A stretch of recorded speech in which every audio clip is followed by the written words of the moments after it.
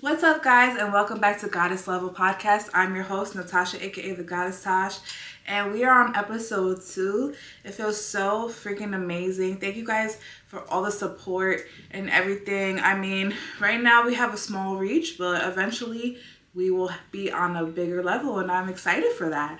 Thank you to those that are streaming this currently on Apple Podcasts as well as Spotify, and then, of course, my YouTube viewers. All right, so today's episode, we got to get first and foremost into our hot topics of the day. The first topic that I want to get into today is about Carly Russell. Now, when this was going around in the news and everything, I wasn't really keeping up with it. I heard like bits and pieces, of course, like clips off of like Shade Room, etc. But allegedly, she was found guilty. She admitted to faking her own kidnapping, and now she's facing up to a year in prison, as well as, I think they said like $18,000 in restitution. Which, honestly, fair. Girl, you're a hot mess. You had the whole America worried about you, and you were like, meanwhile, in a hotel room, eating Cheez-Its in Target, doing the most, and now she's paying the price. Now, we don't know if this was for clout. We don't know what her real intention was behind it, but she has admitted to faking it. So now you do the crime, you do the time. Honestly, I feel like they went very easy on her. A year is going to go by like this. Her reputation will be tarnished, of course, but I feel like we live in a world where people seem to forget things pretty quickly. So my advice to her is to definitely capitalize off of it. Make sure she copyrights her name. And that's all I can really say, girl. Get your bag. I mean, it was very messy for you to fake your own kidnapping. The world is weird right now. Like, there's so much things going on in the world for you to do something like that. But hey, moving on, we are going to talk about the latest episode of Baddies East. And I don't know, I feel like each season just gets messier than the next. And my friend yesterday told me, she's like, I have such a love-hate relationship with it because I feel like Zeus exploits black women. I feel like Zeus, just allows people to have such a ratchet platform. And I agree. However, these women know what they're getting themselves into when they sign up for it. They have the option to go on different platforms. There's so many different reality shows out there. You can go on Love is Blind. You can go on The Ultimatum. You do not have to go on Zeus Network, but this is the route that a lot of women do take, and they know what they're signing up for. So in the latest episode of Baddies East, we got Krishan, 9 months pregnant, about to pop. And I've already expressed so many times how I feel about this situation with Krishan. I feel like there was no need for her to go on to Baddies East 9 months pregnant. On the one hand, it's like, yeah, girl, get your check. You have a baby to feed, and I understand that. However, you would think that she would go on there being chill and calm. She went on there guns blazing, having like issues with everybody. She's mad at Vicky. She's mad at the girl Anna May. All over social media BS. Like, Krishan, if you're at the level that you claim that you're at, and you're like so holy and so Christian and this, that, and the third, why are you mad at somebody, the next person, for liking something? Why are you mad at somebody for like commenting on something? It just doesn't make any sense. So Krishan expected her sister, Tekashi 69, to be on there beating bitches up. And when her sister didn't jump or say how high, now Krishan got other girls to beat up her sister. She literally got her sister jumped. And I feel very strongly about that. Like, I didn't like that. That made my stomach hurt when I watched that. Like, I just felt like nasty watching that. Like, I don't care how many issues or arguments I may have gone to with a sibling. I'm never going to stoop that low. I feel like once you stoop that low, there's no going back. Because it's different from you just getting into like a simple argument with your sibling. Maybe it turns a little physical, whatever. I feel like you can get past that. But getting people to jump your sister, that's unforgivable for me. And honestly, I give Tekashi 69, her sister, Tasiki, whatever her name is, I'm sorry, all her credit and all her props, because we don't like bullies. I think that's very low vibrational energy. I think that's dry coochie energy for you to get on TV and jump people, bully people. What's the point? Go get some money. Go read a book. Like, why are you on TV acting an ass? It's just crazy because it's like, people are like, oh, pregnancy is going to change her. She's a mom. No. Pregnancy didn't change shit for her. Like, she's still on some bullshit. Like, why are you 9 months pregnant trying to fight everybody and throw stuff at everybody, but you can't fight people, and then people can't hit you back? It's not fair. And Will Vicky, she apologized. Will Vicky's like, I'm genuinely sorry for anything that I liked. I didn't mean to like it. And then her sister, Takashi 69, was like, yeah, bro, she's weak. I'm not going to fight someone that's weak. It just makes no sense. Also, the fight was not on camera. And we need Zeus Network to do better, because you are promoting a show all about fighting, and then half the time you're not even getting the fights on camera. There should be cameras following these women 24/7. Or else, what are we paying this subscription for? It's such a guilty pleasure. I don't know why I continuously give my $4.99 to Zeus Network. It is ratchet, but I still continuously tune in every Sunday, and I'm a part of the problem, I guess. I'm a part of the problem. I love reality TV, and I'm not afraid to admit it. Speaking of reality TV, this is going to be a very reality TV heavy hot topics this week. We are talking about the Kardashians. We are talking about Kim Kardashian and Kourtney, our favorite KK sisters, and their ongoing feud. Now, I feel like, to me, this is just like normal sister shit. The only difference is that they're rich, so you mix being rich into it, and then you mix celebrity into it, and that's why it's more magnified than it really is. I feel like a lot of this stuff is dramatized. I feel like even them sitting down for their confessionals, recording their phone calls, like, you don't need to put everything on TV. It just goes to show how desperately they're trying to drive views. They're trying to make the season more messy. That's why they even brought Scott back onto the show, because it's like, at their core, they are driven by money. That's it. And I get it. I think it's just sister shit, and I think it's just worse because it's playing out on camera and everyone's weighing in. And Team Kourtney, Team Kim, they are sisters at the end of the day. They're gonna make up, which they did. And I think it's like really nasty and disgusting for like us as a public to continuously try to pin them against each other, tag them in posts, tag them in edits. Like, this is family, and I don't play about family, and I don't like that shit. Like, I don't care. Me and my sister, like, we don't argue anymore. We used to argue when we were younger. We don't have anything to argue about now. We're grown, we're adults. She has kids and everything. And it's just like, we have nothing to argue about. But if we did have something to argue about, I feel like that's personal. And I feel like you should never bring that to the internet. You should never, put other people into family shit. And that's just how I feel about it. Plain and simple. Alright, so moving on to today's topics. The first topic that I'm going to discuss with you is spinning the block. Now, I know I'm not the only one that spins the block, but I am a serial spin the blocker. I've done it. I'm going to admit to it. I've done it quite a few times, more times than I like to admit. I don't know. I just feel like sometimes spinning the block is just easier than, forming a new connection sometimes. Having to tell somebody all over again about yourself, having to explain to them what you like and don't like, getting to know their mannerisms.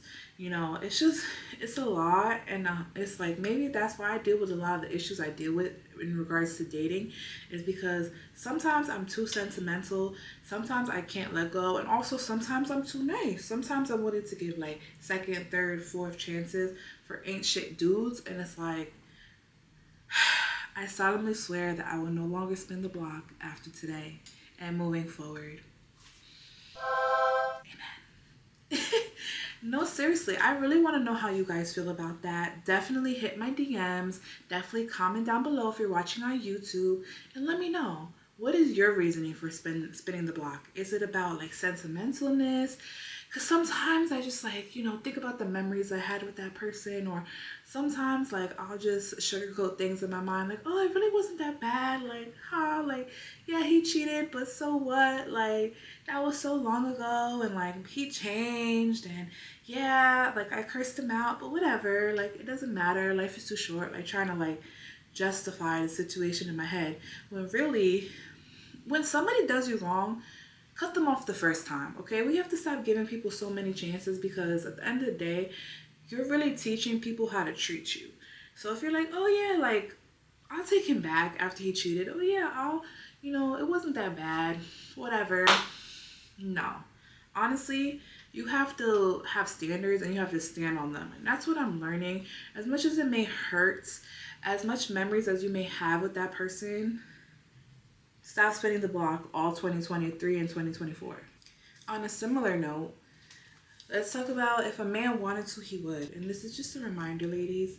If a man wanted to, he would. So even I have to remind myself of that a lot of times. A lot of times as females, we make excuses for men. He's not really on his phone like that. He doesn't really he doesn't check my story. Stop making excuses for this man. If he wanted to, he would.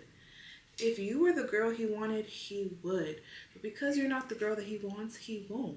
And that is just the reality of the situation. We have to stop sugarcoating it. We have to stop making excuses. If you were his dream girl, you would never have to question or ask for princess treatment. If you were his dream girl, you wouldn't even have to ever lift your finger. But he would be more inclined to spoil you and inclined to treat you. And yeah, so we just have to stop making excuses for a man.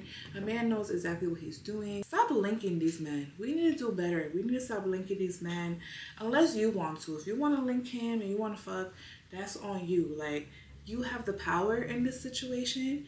However, stop letting a man link, because 9 times out of 10, if you link him on the first date, he's not going to take you seriously. He's not going to take you on a date. This is like tried and true. Do you know how many situationships that I could have avoided just by like standing on it and saying, no, we're not linking up, take me on a date? And that's how you weed out the losers, because a loser is going to be like making excuses not to take you on a date. A man that's genuinely interested in you is going to take you on a date.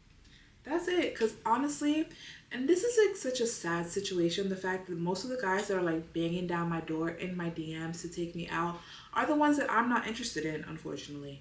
And it's always the one that you're interested in that's not interested in you. It's a sad, sick cycle of you chasing the person and then the person you don't want chasing you.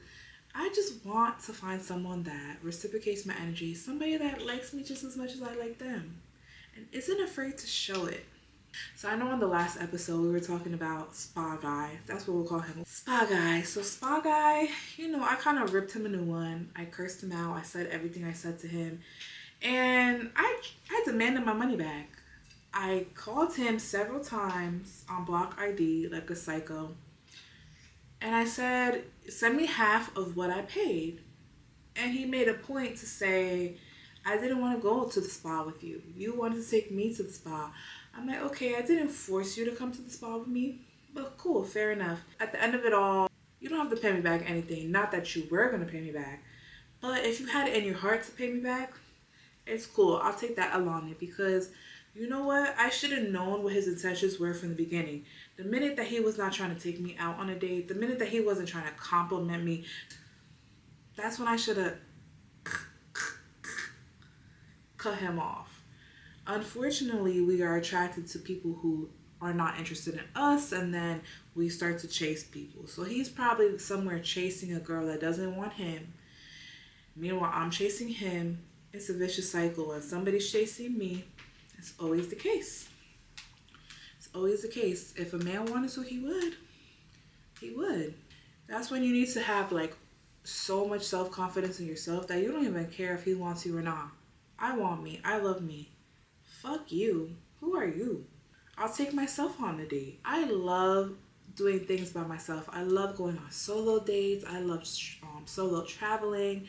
Like, I am not afraid to be alone. Like, I love to be alone. Do you feel like this generation of men hate women? I feel like this generation of men have hidden secret animosity for women. Because I feel like a lot of men, I'm not saying all, want women to be submissive, want women to not be confident in themselves. And there's a saying that I see on Instagram all the time. Don't date a bad bitch if you're not going to let a bad bitch be a bad bitch. You knew who I was when you met me. You pursued me. You saw my Instagram. You saw like that I'm a fly bitch. You saw that I like to get cute. You saw that I like designer shit. And then now all of a sudden, oh, you're super cocky. I don't like cocky women. You're not as cute as you think you are. Men, men. Men are just weird. I don't know what happened. I don't know what happened. I'm not sure what happened down the line to where men feel like they need to compete with women. Like, it's very odd. It's very strange. And I don't understand it. I don't understand it. I miss the days of chivalry. And I think chivalry is dead in the sense that men want you to be chivalrous towards them. Men want you to treat them. Men want you to wait on them hand and foot. Men could barely mount a TV. Men don't even know how to use a power drill. Men probably don't even know how to use a freaking lawnmower nowadays. Men don't know how to build furniture. Men don't know how to change a tire. Did I lie? But did I lie? And then the very cliche rebuttal that a man will have to that is he will say, but can you cook? Oh, can you do this? Can you do that? Listen, I can cook. I built damn near all the furniture in my apartment. I don't know how to change a tire, but I'm willing to learn. And I do feel like I do feel like it's kind of annoying when people talk about, oh, what do you bring to the table? I feel like every podcast has that topic at some point. But honestly, I feel like the right man is not even going to ask you what you bring to the table. The right man is just going to be like, sees your value, sees your quality. You will not have to sit there and like prove yourself. A lot of times your light attracts vultures. Men who are just like, let me see what I can get from this woman. Let me see, like, I'm bored. Like, let me just fuck up this girl's life for no reason. Granted, women, we also have those moments where we're like, let me use this man for money. Let me, like, have this man, like, pay my bills. I'm not really even into him. I get it. It goes both ways. But I do think it's fucked up when, like, somebody has genuine interest in you and you just play them out for no reason. Let's talk about that infamous Twitter thread of when a man realizes that he actually hates his girlfriend. I'm gonna try to pull it up right now on Twitter because, X, whatever it's called. Yeah, like men are really out here hating women for no reason, for breathing, for existing, for being beautiful. Don't hate me because I'm beautiful.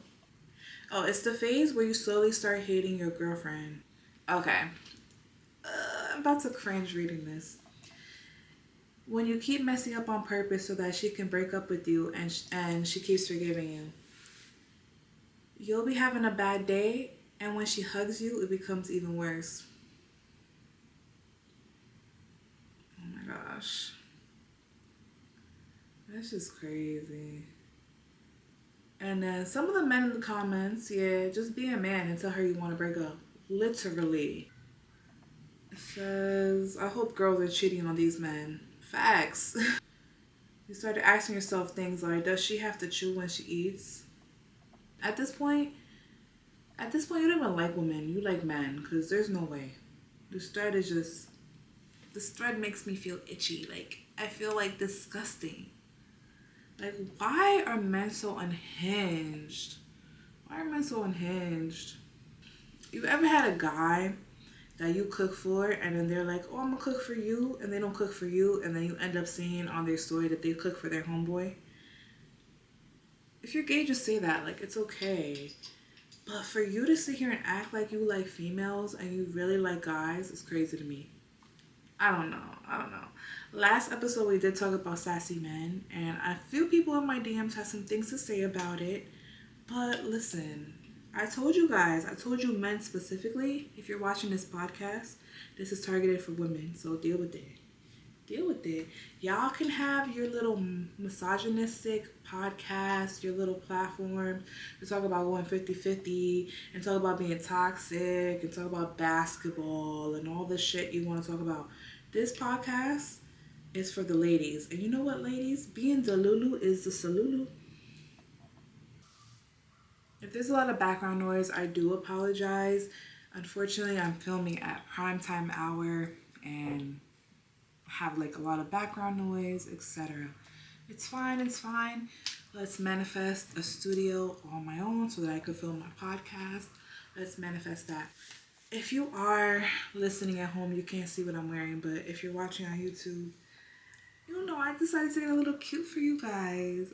Unfortunately, I'm kind of regretting my outfit decision because my dress keeps rising up, so I'm gonna have to put a censor when I edit this video. Another topic I did want to get into is, do you feel like social media is impacting dating in general? Hell yeah. I think that we all can agree that social media plays an influential part in how dating is nowadays, how we view each other, how, the standards in general, the glorification of certain things, couple goals, trying to impress people, etc. I feel like it does put a lot of pressure not only on you as an individual, feeling like you have to live up to certain standards, feeling like you see the next person flaunting this, that, and the third, or even celebrities. We all follow celebrities. We all follow the shade room. We all, well, not all of us. I'm not going to say all of us. A good majority of us do follow celebrities, do follow certain accounts that just promote, oh, I'm not where I need to be in life because the next person is doing better than me. Meanwhile, somebody could be posting like all the designer stuff, their Van Cleef, their designer this and that, and they could be like living in a shoebox, sleeping on an air mattress. You never know. So I think it's important to stop equating designer things to wealth. I generally feel like really rich people don't buy designer things. Rich people invest their money differently. We are a slave to designer stuff. It's such a huge epidemic of people buying things off of like DHK, fake designer and stuff, because it's like people are trying to fit an image. People are trying to keep up with the celebrities. Like you're trying to keep up with the celebrities, and I'm guilty of it too. Why do you have like an armful of Van Cleef braces, but at the end of the day, your priorities are not in order because you're trying to compete with Offset and Cardi B. Like, why are you trying to rent a car that you would normally not be able to afford? Why are you going to fucking fly out and buy some veneers, even though there's a chance that you can get nerve damage from going out the country to get some veneers just because you're trying to like look cool and fit an image? Same thing with women too. Like, we're guilty of it. We're guilty of the surgery, BBL, all of that. That's a whole nother topic for another episode. Me, of course, I've discussed this. If you know me and you follow me on my social medias, I discuss this all the time. I am pro surgery. I feel like, do whatever makes you happy, but do it in a way that makes sense. Do it in a way that makes sense for you. Like, if you can afford it and it's something that like makes you happy and you did the research, go ahead and do it. However, I feel like there's just a huge epidemic of it. Like, I feel like there's a huge epidemic of it. Even Drake on his new album, he has a song called BBL Love, and he shouted out Dr. Jung, which is I think he's a Houston plastic surgeon. I just think it's crazy because people are like, of course, pointing the finger at Drake, like, oh, you're promoting this culture, da da da da da. You have to understand, that's all the type of women that Drake is around. Drake is around BBL bodies all day long and everything. But Drake also shows love to natural bodies as well. So I feel like as a society, we just have to come to grips with this is the new reality. There's going to be just as much BBL bodies as there is natural bodies. There's all type of bodies. There's big, thick, little, etc. But social media is playing a huge part in how we view ourselves. It is. Whether you want to admit it or not, it is. It is. Social media is very much warping people's reality and people's perception. Basically. Speaking of Drake, it's his son's birthday. His adorable son Adonis. Happy birthday, Adonis. You don't know me. I'm a stranger. But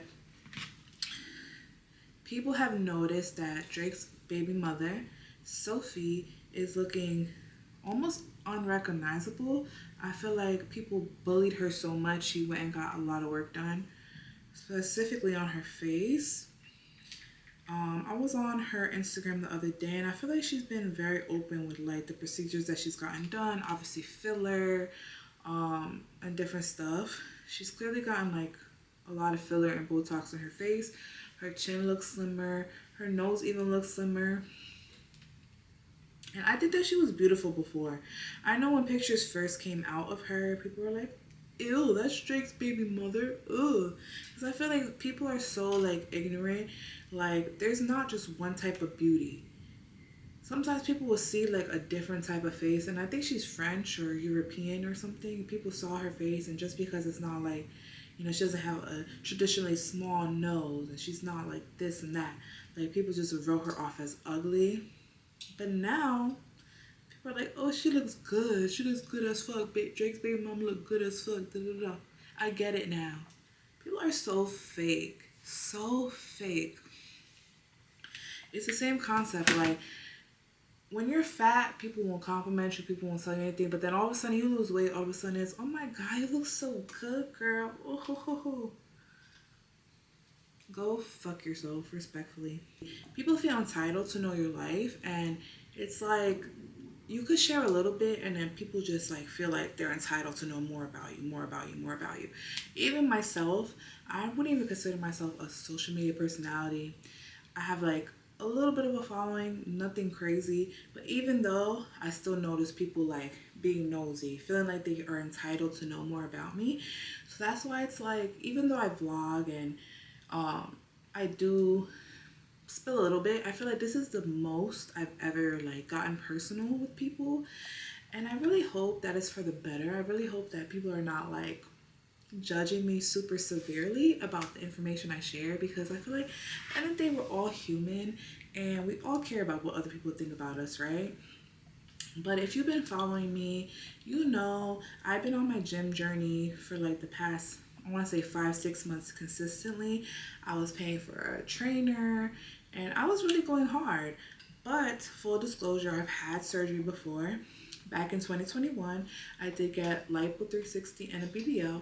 I've also had like some minor procedures done. I've gotten Botox done. I've gotten filler done on my face. I've gotten like under eye filler. I've gotten some lip filler, nothing crazy. And I've gotten chin filler. Do I regret anything? No, I really don't regret anything, because at the time it was something I really wanted to do. I would be lying to you if I said I wasn't scared shitless. I do want to do more surgery in the future, but I do feel like it is still such a risky thing. I still get anxiety and nervous about it. You have to be okay with the risks that come with surgery. You have to be okay with like, I can get on this table and not wake up. You have to be okay with that. So it's like, and then people are like, oh, just go to the gym and work out. As somebody who went to the gym consistently for 6 months, paid thousands of dollars for a trainer, literally like changed my eating habits, did everything, and still was not like losing weight as rapidly as I would have liked to. Yeah, like people just don't understand. Like, everyone's body is different, everyone's metabolism is different. Like, one person is not gonna look like the next person when they work out.